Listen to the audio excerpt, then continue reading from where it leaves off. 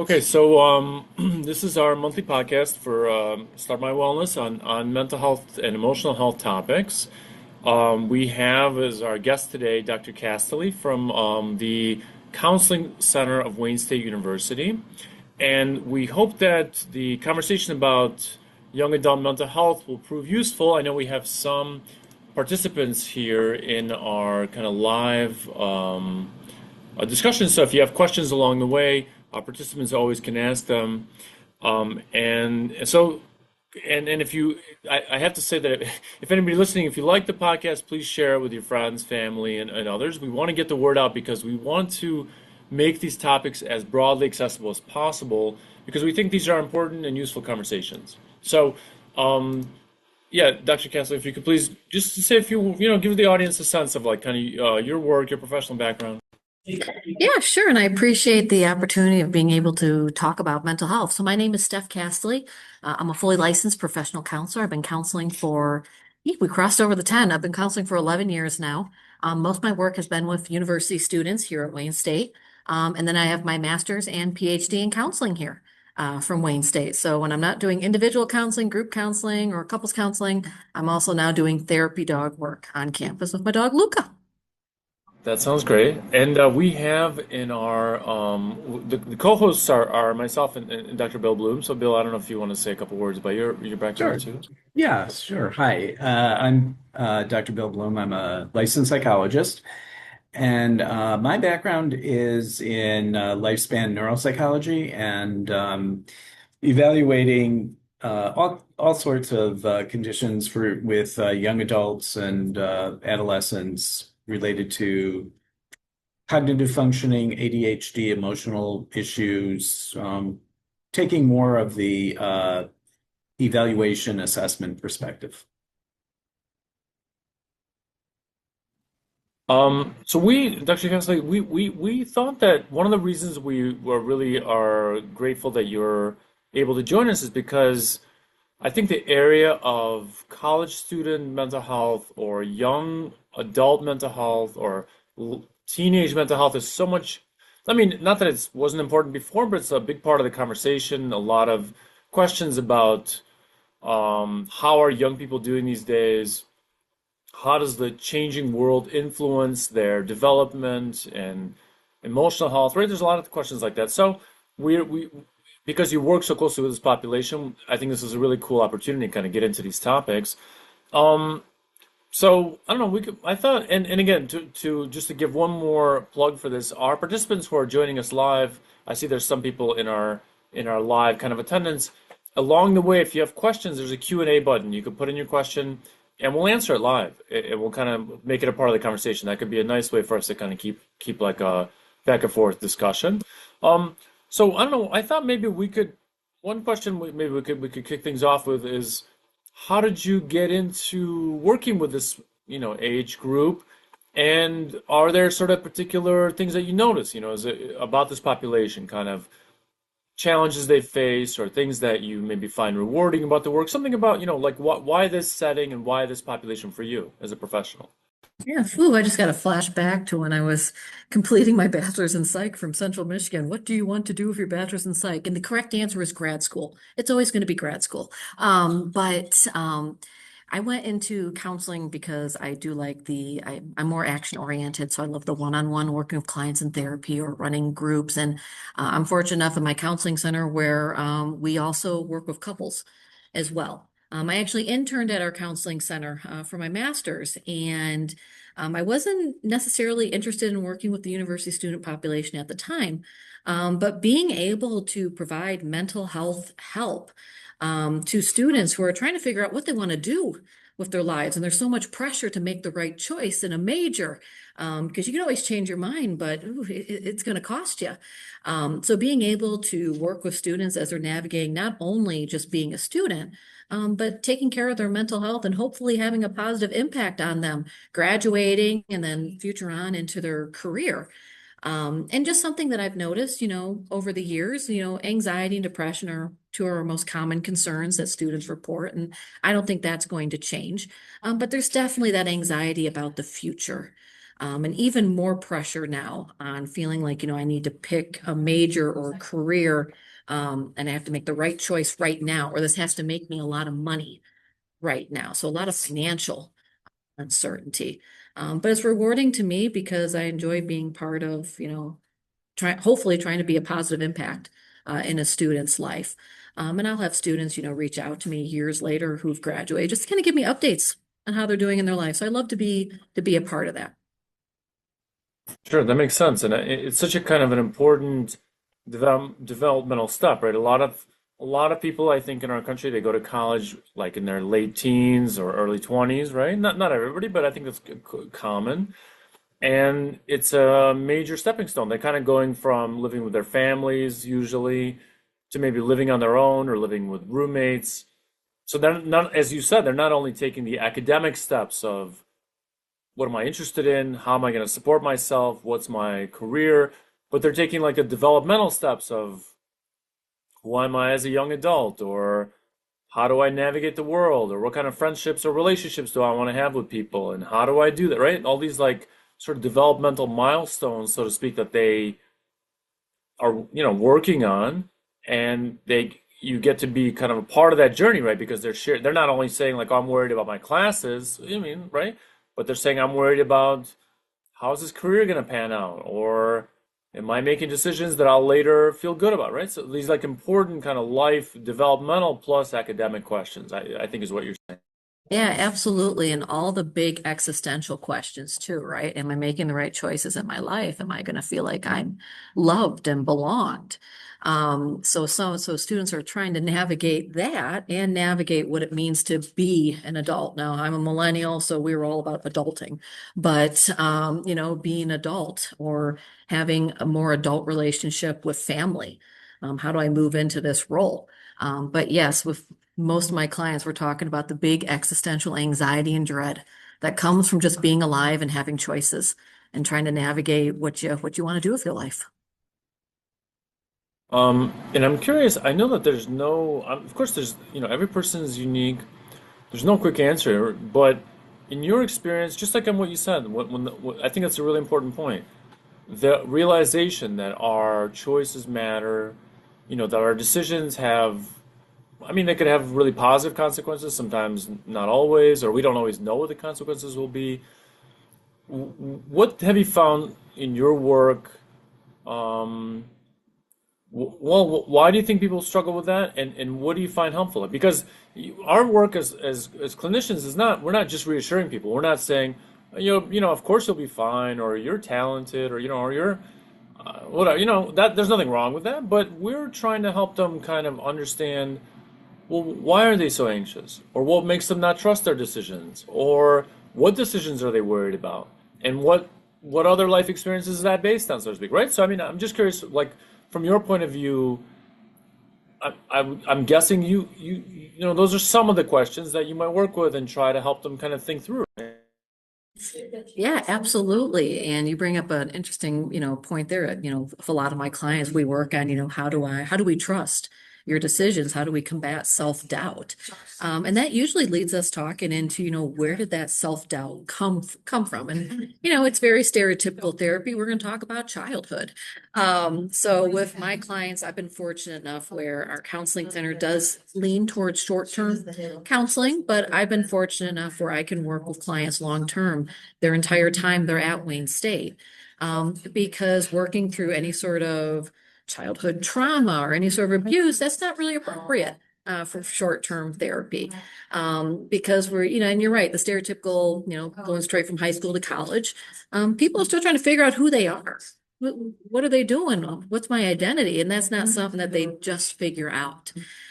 So yeah, there is reassurance, validation, but we also work on just trying to challenge those thoughts that can come up, the thoughts that really are working against us.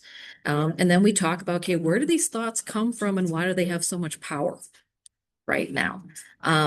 But yeah, and I think too, just because the way universities are set up, there's just so much pressure to make the right choice. It's not just university. I know that pressure's on students even when they're in high school. What do you want to be? And sometimes there's pressure from outside sources too. Family may pressure someone to go into a certain field or a career. Yeah, it's really interesting. I do think the economic, I mean, college is expensive, right, for most people, and I mean, there's scholarships and like federal aid, but it costs a lot of money to housing, food, books, all those kinds of resources. So there is a lot of pressure, probably externally, because how are they going to pay for it, and maybe internally also, like, am I going to be able to pay back student loans or things like that, right? And of course, again, as clinicians, we don't. It's not like we have. It doesn't mean they won't be able to do it, but we don't have a quick and easy. We can't just say, well, yeah, there's jobs out there, because that doesn't resolve the issue, right? But we do try to help I think as you said, we try to help them kind of understand why is it hard for them to reassure themselves, or what is it that they're struggling with in terms of they feel really anxious and they don't trust their skills or abilities or knowledge, or right. I was really curious about your point about long-term treatment, because sort of in the outpatient world. So we're like in a private practice setting, right? We're a group of about 30 clinicians. Dr. Bloom does a lot of assessments. We have nurse practitioners who prescribe medication. We have therapists, kind of people from different approaches to therapy, like CBT, things like that. And of course, we think about therapy typically as usually shorter than longer term, right? It doesn't mean lifelong or forever, but typically most of the times the difficulties that somebody brings into therapy, they need time and work and practice to kind of understand, try to resolve, do differently, right? It's like a work in progress. That's really interesting that you've been able to work with people longer term. What do you think has allowed for that? Is that common in your setting, or what happens to people who are not able to see somebody long term? Like, how does that work in the college system? Yeah, I've been fortunate enough where each clinician at our counseling center, we have a bit of flexibility in the therapy that we provide. In general, we try to lean towards short term, which is 12 sessions. And then once a student completes it, there's a separation period, and then they can come back. But something that's unique about the Wayne State student population is that, yeah, we deal with the more common mental health concerns that come through anxiety, depression, but we actually deal more with trauma. And trauma is something that I tend to lean more towards, I go at the pace of the client, of my student. So most of the clients that I work with, we're not only addressing what's going on in the present, we're addressing everything that they're bringing with them to college, because most of the clients I've worked with have not been able to get mental health help before coming to university. This is their opportunity where it's free to them as students. They have a choice in going to therapy. So I want to make sure that since they're taking that initiative, that we're making sure that, trying to make their first experience with mental health treatment positive. But yeah, some clinicians at our counseling center are strictly short term. Some are long term, and we have the benefit of, we do have a wait list, but we have the benefit of going through the wait list and looking at availability, counselor preferences, where we can make sure we're matching with clients that are seeking us out for therapy. But the clients I work with mostly, it ends up being long term because we are dealing with a lot of trauma, but also there are very limited resources and support elsewhere. So at least while they're coming to school, there's that additional support as they're going through. Yeah, that's so interesting, and that's a helpful kind of reminder of, in a way, it's a real opportunity, right? They're in an educational setting. Maybe they didn't know about therapy before, or have access to it before. Yes, of course, they're paying for the access and through tuition, or however they're paying for college, but they have now this like sort of unique opportunity. They're in a new environment. Like we did a presentation, some colleagues and I did a presentation yesterday at a school in Detroit. It was on like emotional regulation, kind of like anger management, but also emotional regulation. And we had a teacher who's a very beloved teacher at the school came in to like talk with the group for a few minutes. And she made this really nice point that like, yeah, we all come from different families, but school settings give us an environment where we can not only learn academically, we can learn different ways of behaving, different ways of interacting with. It's like it's not exactly a new start, but it's like a way. It could be a pathway to new opportunities that we didn't know about before or weren't exposed to before. Good and bad. I mean, not that families have to be bad and school has to be good or vice versa, but things like that, right? And so I think your point is really it's great. It's a great opportunity for the clinician on the one hand to like work with somebody longer term or help people who are could use the help at these kind of formative years. And it's a good opportunity can be for the student who didn't have maybe these resources before potentially or didn't know about them, and now they hopefully can avail themselves of. I think that's a nice way to look at it. Yeah, absolutely. I do work with some clients where they have their identity when they're on campus and their identity when they're off campus. But it's an opportunity to meet new people. Because when we're going through K through 12, we usually see the same people every day. So university is an opportunity to expand our knowledge of the world and other different people and different opinions and different lifestyles. So I really do, and that's another reason why I enjoy working with university students because they're trying to figure themselves out. And I'm just thankful to be a part of it as they're working through it. For sure, and that makes sense.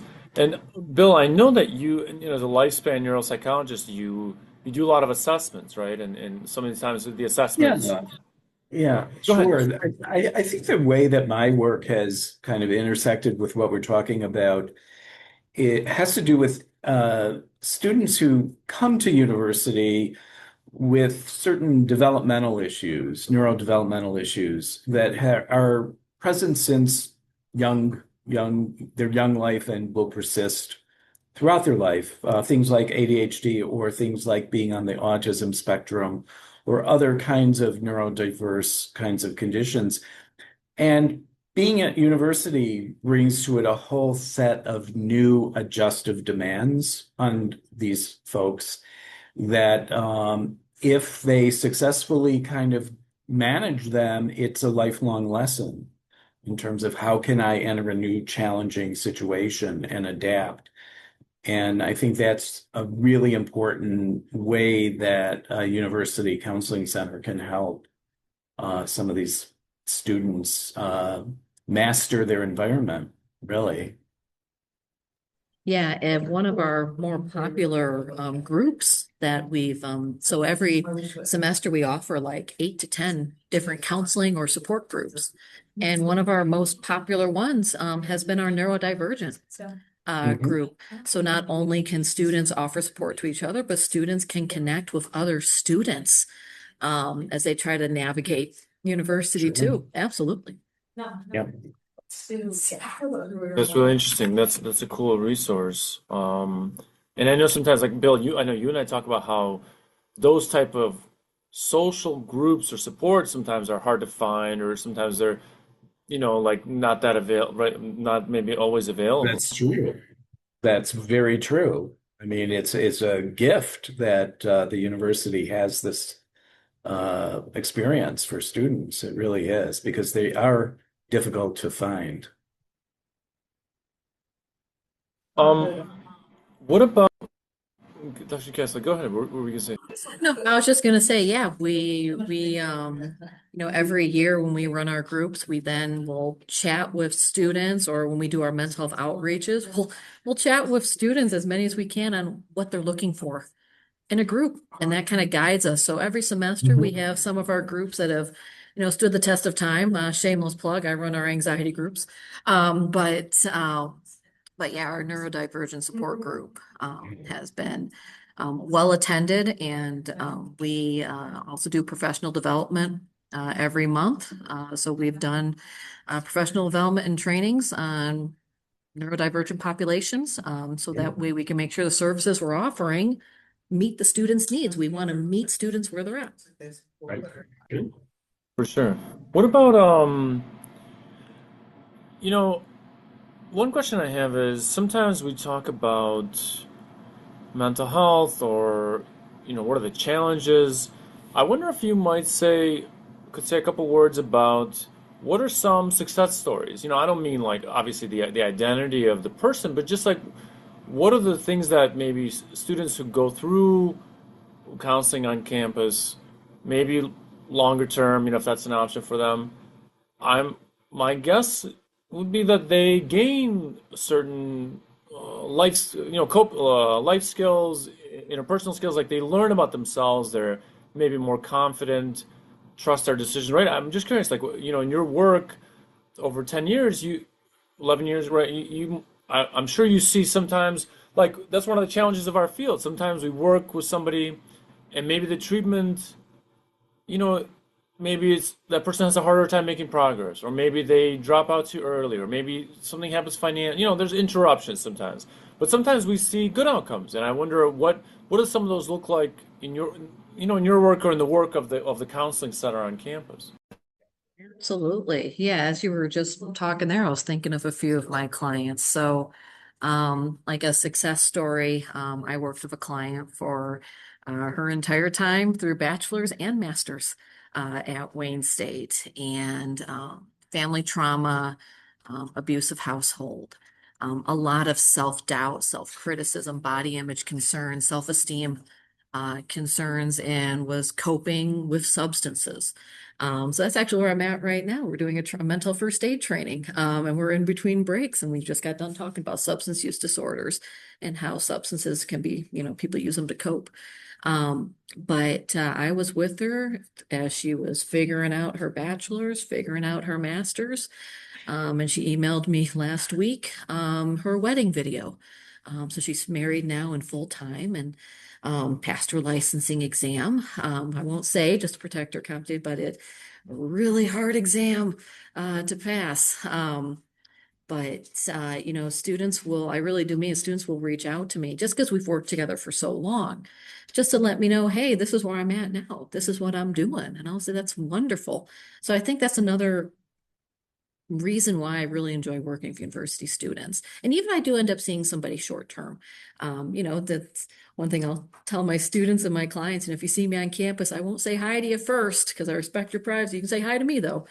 So I usually run into students on campus, but being able to be there with someone as they're still trying to figure out what they want to do, and then being able to see them as they graduate and they're moving on to their next chapter. And of course, there's going to be anxiety about the future with that. But another success story was a student I worked with first semester at Wayne State. Family pretty much kicked her out of the house. So she had to financially depend on herself. Academic pressure, stress, just really did not believe in her abilities at all. Some risky behaviors coming up too. Working on building up friends, social support. Went from don't know anybody to living on campus to living in an apartment with friends to then moving to New York after graduation and getting a full ride at a university for her master's. So just being able to experience that with them and just, it's that's why I really do enjoy working with university student population. And I'm well aware I'm very fortunate to work where I do in our counseling center, where I can be there providing that mental health therapy, that support for a student as they go through all of that. Because you're absolutely right, gaps happen, changes happen. That's also why I lean towards short term as well. I'm not short term, long term as well. But we also offer brief solution focused therapy as well at our counseling center for students who are just looking for quick coping strategies for us to implement. But but yeah, and I have worked with some students who have had to drop out due to financial reasons, life reasons, concerns.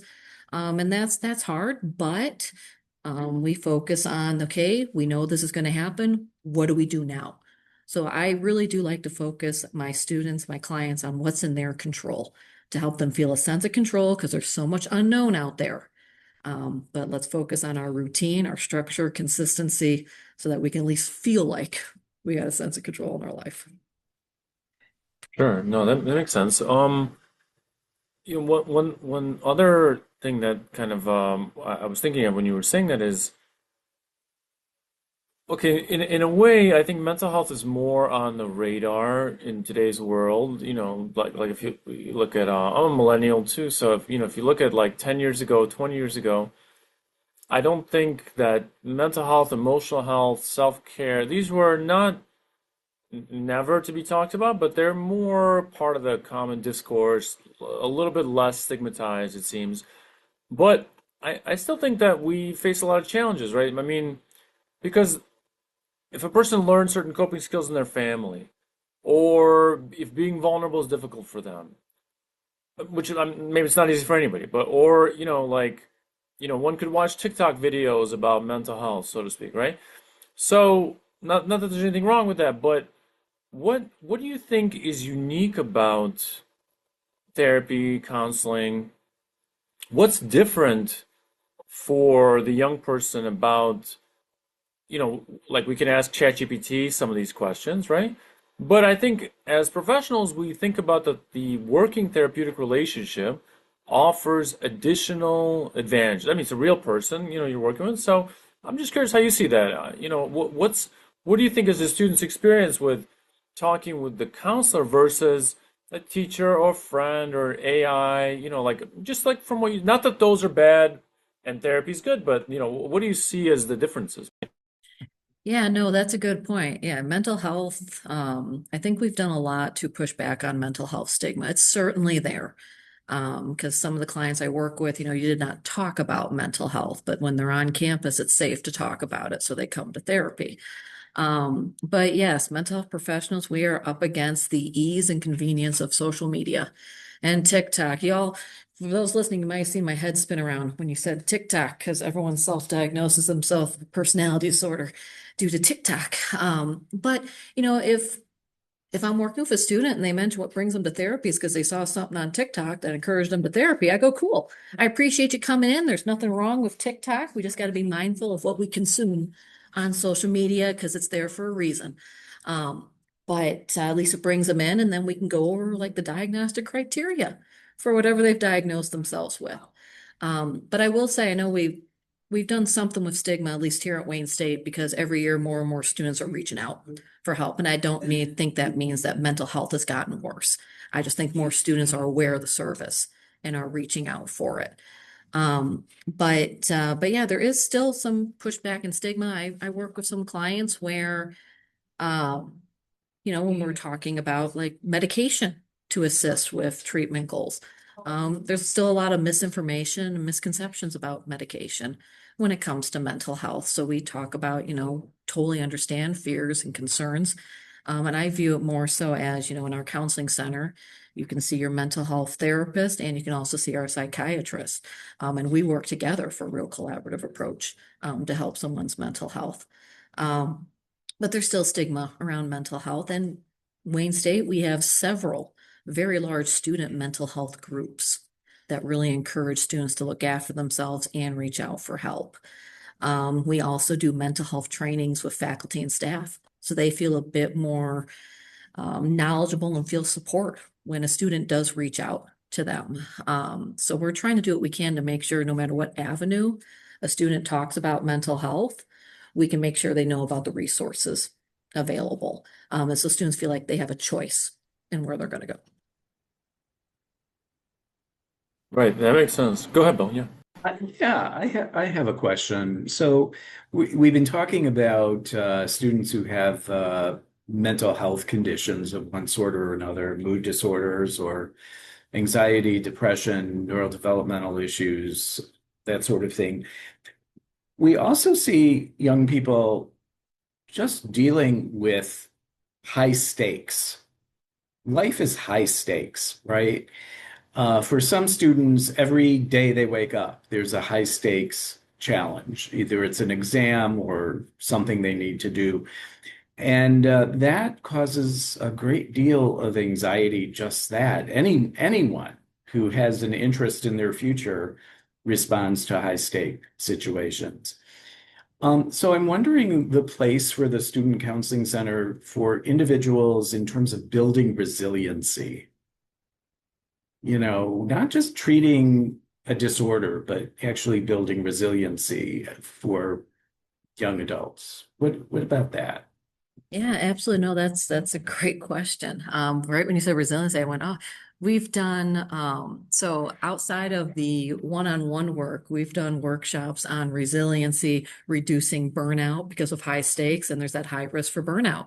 Yes. The high risk for burnout before someone even graduates.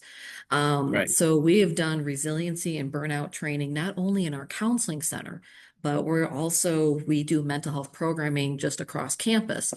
So we'll also go to particular programs where we know there may be even higher stakes, like the law school, our school of medicine, our school of pharmacy, where we'll do mental health trainings and workshops are actually part of their orientation programs now. So that way, even if they're not seeing us for therapy, we want to make sure we're present and that there's someone to reach out to. Um, but certainly with, some of my clients, we are working on trying to build up that tolerance level to stress, frustration, and that takes time. Yeah. So that's also, I think, why I tend to see clients a little bit longer, Hmm. too. But you're absolutely right. For some students, it's every week, every day. There's something, and then there's that mindset of like all or nothing. If I Hmm. don't pass this, it's Sure. over. Right. So I work with students on, okay, it's like an exam coming up. What are we going to do to take care for this exam? And then after the exam, if it didn't go the way we'd planned it, we start, okay, let's action plan. Let's figure out what are we going to do next, but also what are some of the other resources that can kind of help take this pressure off, whether it's our Student Success Center, our tutors, we actually have study counselors at our Success Center, who will Hmm. chat with students about how they're studying for an exam.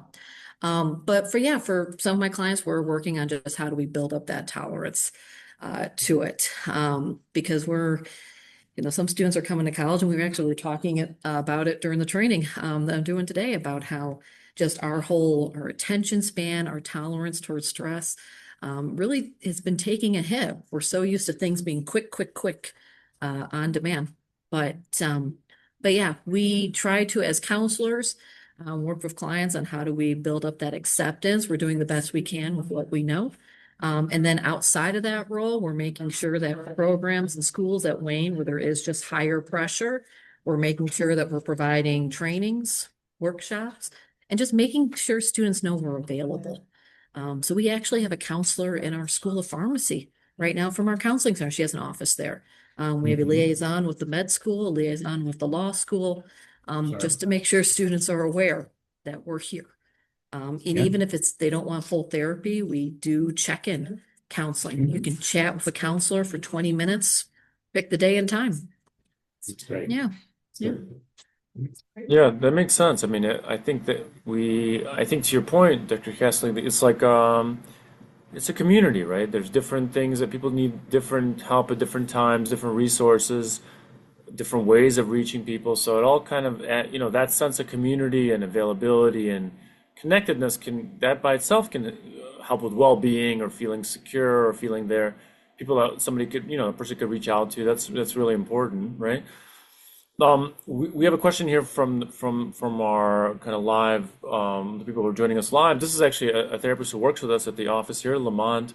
So Lamont asks the question of, can the speaker talk more about common challenges facing young adults and what are effective strategies for addressing them? And I know Lamont and I had a chance to talk with each other ahead of the podcast.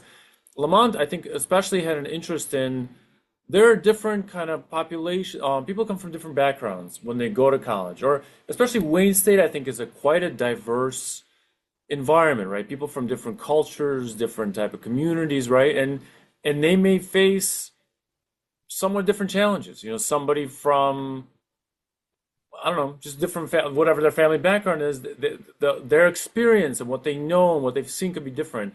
And I wonder if you could speak to that a little bit, Dr. Cassidy, like what not that one could generalize of these communities or this, of course that's not true, but just from what you see, students from a different cultural background, a different, maybe sometimes it's educational level of the parents, or different financial environments. They come from different concerns and different struggles. Sometimes, not always. What do you see in terms of that, and what do you find helps them? Or how do what does the work look like for helping different populations? Absolutely. No, it's a great question. I saw the little red thing, and that's something I've been conditioned to too, doing stuff over Zoom. Every time you see a red, go a comment, something, a question. But no, I mean that's Wayne State is a very diverse student body. I've been fortunate enough to work with, stereotypical college student going straight from high school, but I've also been fortunate enough to work with students who are coming back to school. So not only am I trying to do my classes, but I have two kids and a family, and I'm working full time. So I like to say that I meet my clients where they're at.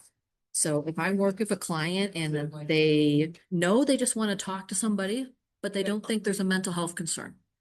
Or I've had a few clients where maybe, it seems like they're dealing with depression, but we don't want to call it depression right now. I work with whatever my client wants to call it. And if I have a feeling that I'm working with a client where maybe we don't talk about mental health or there's some stigma around mental health, I'll let them know you did the hard part. You came in.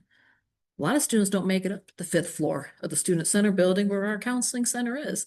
So I'm like, you did the hard part already. Now we're just going to talk. So I really lean into rapport building. So then we can start working into, okay, what are some things that we want to work on? I use humor a lot with my clients. I'll also even, joke with my clients, I'm not going to prescribe you homework because you got enough of that as it is. But if you feel a strong feeling or a thought or something just kind of hits your radar and it gets to you, can you jot it down for me? Because then I'm assessing too just how much motivation there is. But I also then the student comes to session and I've experienced the jot down where I got a few notes on my phone, a notebook, and I've had students write novels in between the week. But that way we're encouraging that I'm not going to tell you there's something wrong with you or something needs to be fixed. I want you to observe what's going on during the day because I only see my clients for what, 45 minutes, an hour a week. The rest of their lives are happening off campus. So my way of working with students who are coming from different backgrounds is I want to hear from my students what they feel is important enough that they would just want to talk to me, a stranger, about for that session. If I can build up enough rapport, like we can then start working on, okay, you mentioned, feeling stressed about this. Let's talk about some things that are available in your environment that we can use to help with that stress. Because when I think of the diversity of our students, yes, educational background, different cultures. Like I'm working with a few clients right now, we're celebrating Ramadan. How do they take care when they're fasting? But I've also worked with clients from different financial backgrounds too. I've worked with clients who have access to a lot more resources than some of my other clients.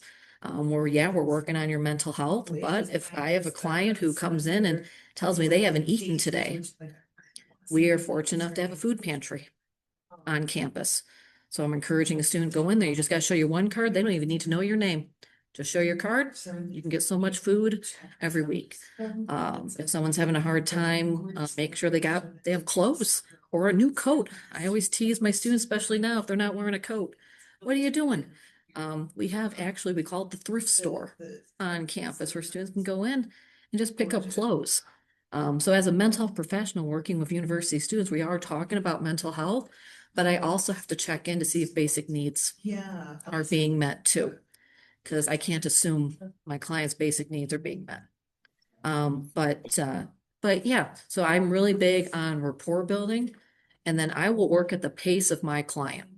If I have a client who I feel, maybe the stage of change they're at was just to come in for therapy, we're gonna take our time to build up that rapport and trust and start talking about what they're noticing going on and what they would like differently, what they would like different in their lives. Yeah, that's really interesting. I remember so my master's in social work is from Wayne State, and when I finished my master's, I used to work at a place in Warren. It was an outpatient center, and I remember that sometimes some of the clients would come in and say, like my house burned down, or or like not that that doesn't happen in other communities, but sometimes people didn't have. They not only was there, I mean, they had emotional or mental health challenges or struggles that they want to work on, but they had sort of material difficulties, and and sometimes there were resources available and they didn't make use of them, and they would kind of like wouldn't avail, right? So it's interesting. I think your point is well taken that it's great that the university has so many options.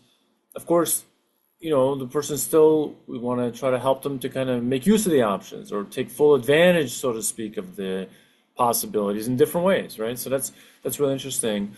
Um, one other thing that's one other thing I wanted to ask you about is what about parents and parents' involvement, right? I mean, on the one hand, these are young people, they're young adults, typically or stereotypically, but their families or parents or caregivers, they're somewhere out there, sometimes in a positive way, sometimes maybe not all the influences are positive, but what role do you think parents or other adults could be mentors, what role do they play in the young person's development or mental health, things like that. What do you see in that from that end? Yeah, absolutely. So that's kind of so we've been talking about student mental health, and when students go away to college, it obviously it's going to affect their mental health, but it affects parents' mental health too. We've had parents before call our counseling center and they want to check in, see if their student has reached out, or I feel concerned about my kid's mental health. And we're working with college students. Most are 18 and older. And the second they reach out, it's confidential. But something that we do for parents. Every year, all of our orientation events start up, and we have separate orientation track for students and then the parents. And parents actually get a presentation on our counseling services. And they get it from this person right here. It's me. They see me every year. Um, but we talk about the mental health services that are available, and we talk about how you can't force your kid into counseling or into therapy, but these are our services. And we know your kid's going to get so much information today, but we want to make sure you have it too. Just you can encourage them to make use of the services. But obviously, if a parent is concerned about a parent, they can reach out to our counseling center and we can advise what steps to take and see what we can do on our end. But we actually are at every orientation event for the parent track. And then the mental health first aid training that we offer here, because we have 3 instructors on campus. We offer that to parents, faculty, staff, students, anyone who's connected to Wayne State. We provide that training for free. And that's on recognizing early signs and symptoms of mental health concerns and being that supportive person right then and there. But any, mental health programming, we've tried to reach parents the best we can. We had a suicide prevention initiative years ago, and we actually had a packet that at every orientation we'd give parents that had all the info about not just mental health services, but all the other services that students can take advantage of too, just so parents can make sure they have that info too. For But yeah, sure. in any workshop we do, that's open to, usually it's open to pretty much anybody. If we're doing a virtual workshop. So I know parents have hopped in. We used to do a meditation series during the pandemic, and I'm pretty sure it was mostly parents, not students, during our meditation break. For sure. That makes sense. Yeah, Bill, it looks like you were gonna make a comment.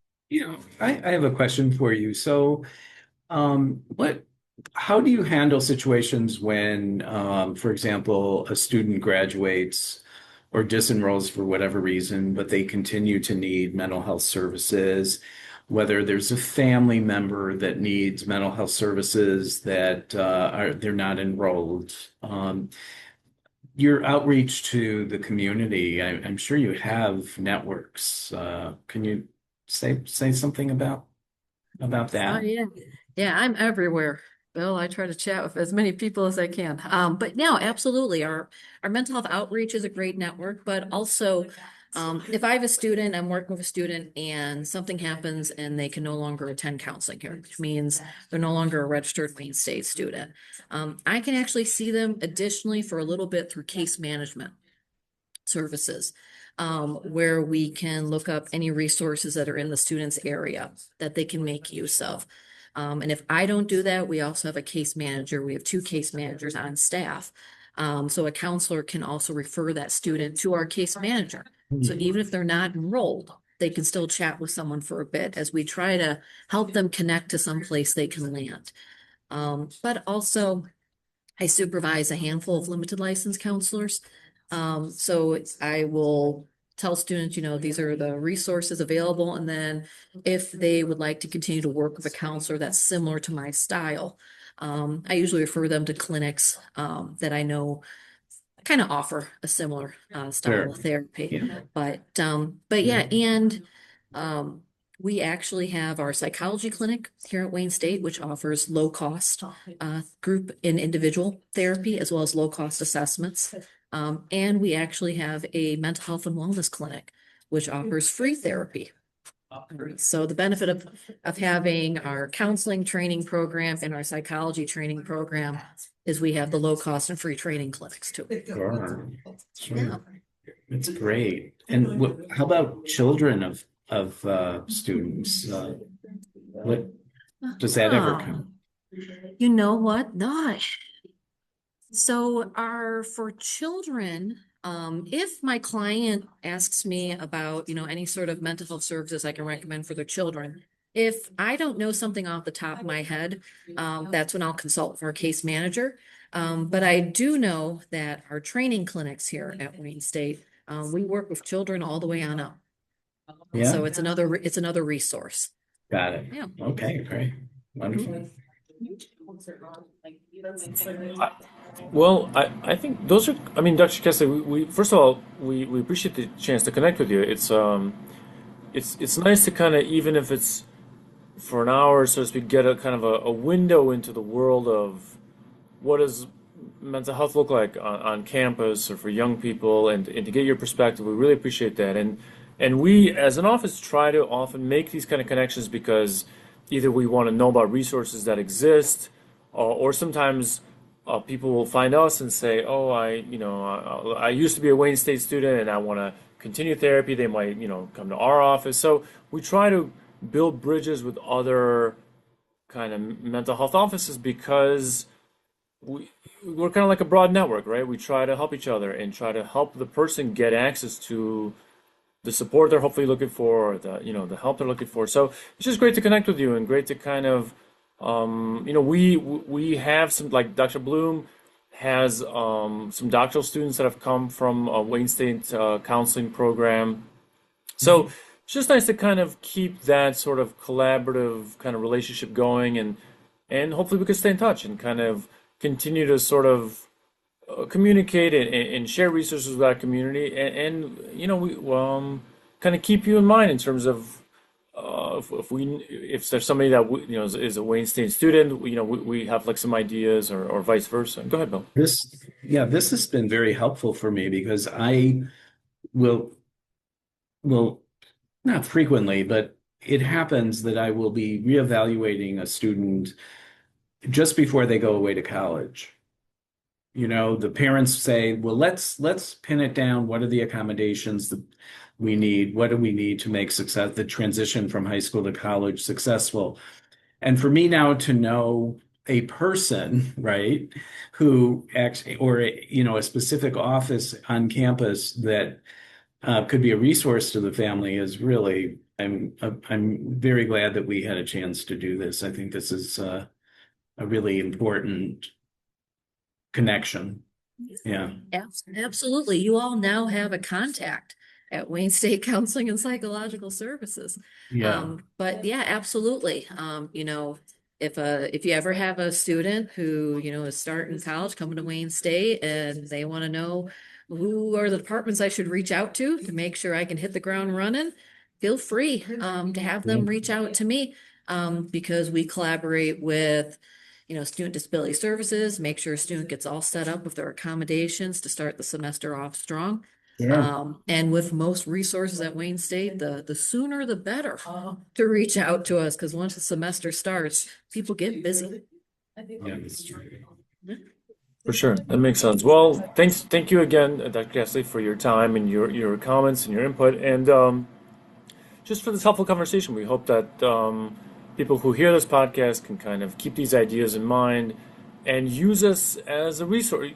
Come to you as a resource, or use Bill and myself as a resource for mental health services are valuable and can really help people improve their lives, and it's good to know what's available and what's out there and kind of how to ask for help or how to be proactive about that and to kind of hang in there and keep hope, keep kind of stay hopeful about the possibility of growth and improvement and things like this. So we appreciate kind of your positive thoughts and message, and we hope to stay in touch with you and kind of and continue to communicate. So thank you. Thank Absolutely. you.